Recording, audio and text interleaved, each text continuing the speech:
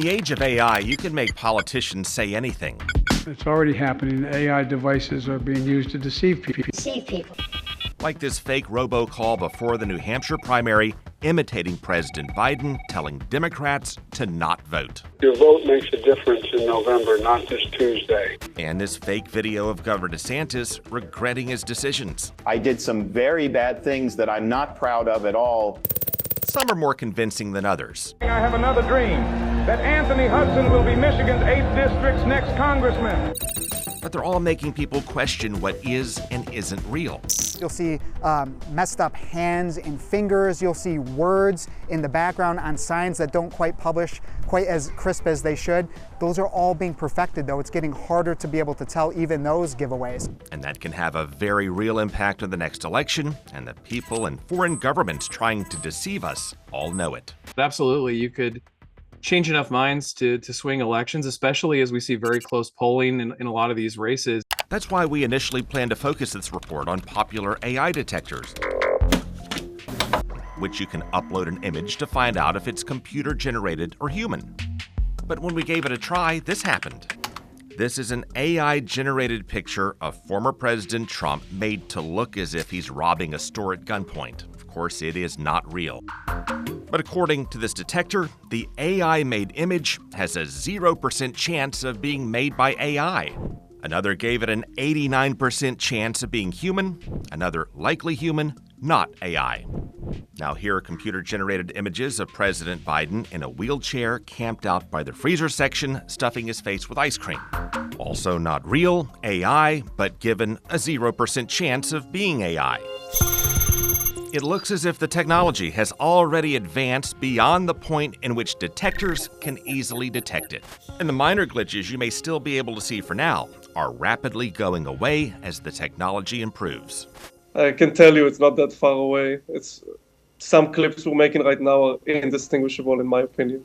Not far away as in a matter of years or a matter of months or weeks? Weeks to months, in my opinion. Jonathan Dorr and his team at the Dorr Brothers produced these images through an AI generator. They shared them to show how it can make politicians look as if they're using weapons, robbing people, and getting arrested for it. They created absurd and ridiculous situations so people would not confuse them with reality, but still get the gist of what's coming. What ultimately compelled you to produce those videos now? It shows everybody the potential of the technology without hurting anybody. Because he said there are others who can use this same technology to cause a lot of harm, and we need to be prepared.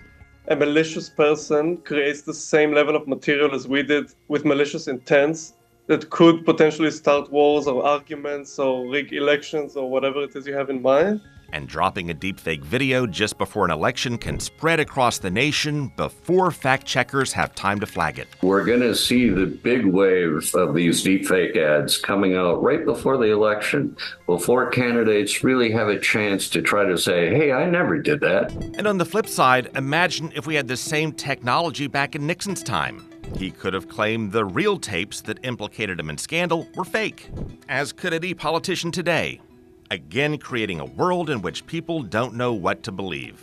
The sheer volume of impersonations and false images we're exposed to on social media lead us to no longer recognize reality when it's staring us right in the face. So what more can we do to know what's real? I think the technology is increasing exponentially. Florida Polytechnic University hosts an artificial intelligence research lab. 80% accuracy, okay? Professors Baez Kennerman with human eyes, we can still somehow tell the difference. And Fun Nguyen Yen are experts in producing and making deepfakes. So sometimes lighting and shadows are not consistent. That's one sign. Computers can still have trouble understanding and replicating angles of sun and shadows. The worst part is this light area. The sun would not shine this way on that side of her face. So unless someone is shining a light on her cheek, which is possible but unlikely, it's one sign this picture is fake. And other signs can often be found in the background of photos. AI is focusing more front part, and the background, it can make some mistakes. Dr. Fun Nguyen Yen also shows us how you can find clues in the audio. This is a real recording he used to train the computer on his voice and mannerisms. To train the AI to be able to mimic me, myself. And now here's his digital clone that says whatever the professor types in his keyboard. I have just made $1 million of profit. Haha, can you believe it? This reveals how computers may have trouble determining how someone would change their voice inflection relative to their emotions. Haha, can you believe it? You're the least excited millionaire who's ever come to be. I should be sounded much more exciting. The professors are showing us obvious flaws in the interest of time. In fact, I am thinking of moving to Polk County. It's all fake. But imperfections in voice and image can be far more subtle. I've realized I need to drop out of this race immediately. And increasingly hard to spot as the technology evolves. And you can also use the Google image search feature to upload pictures you may not be sure about. It won't show you whether or not it's fake, but it can show you other sites where the photo's been posted, which can provide more context on where it came from, who made it, and why. Craig Patrick, Fox 13 News.